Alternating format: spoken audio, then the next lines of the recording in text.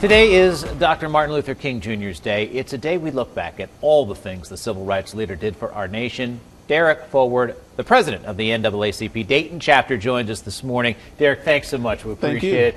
A day to look back and look at accomplishments, but looking forward, are there accomplishments that still need to be made, and is progress not done yet?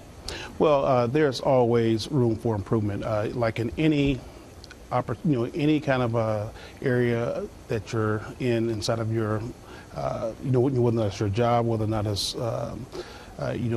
looking at a perspective of going into the community. Mm-hmm. There's always something that is looking for somebody to do a better job. When I think about economic development inside of our community, think about what Dr. King looked for. He looked for advancement. The NAACP's thing is the National Association for the Advancement of Colored People. The advancement of colored people. It didn't say for the stagnation, for the on pause, for the on hold. It said for the advancement. So when Dr. King's dream was to be able to go out there and make certain that all people, all walks of life, everybody had an opportunity for advancement.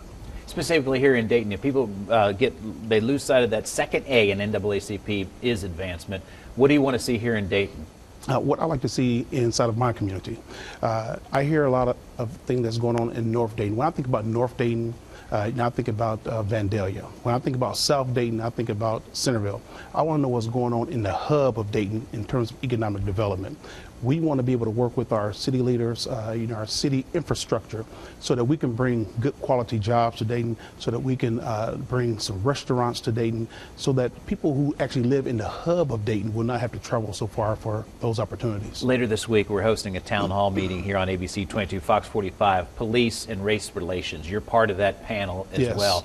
What needs to happen moving forward to improve police relationships with their community? Well, I can just tell you, when I think about the Pittsburgh police chief, just here recently, took a stand to say that we as white Americans need to step up and tell the truth. He was scrutinized for that. Mm-hmm. But at the end of the day, that's really what needs to happen, is that individuals who harbor that hatred inside of their heart, they need to come out and say, yes, these are some issues that we need to address. These are some issues that we need to look at and focus on if we want a better America.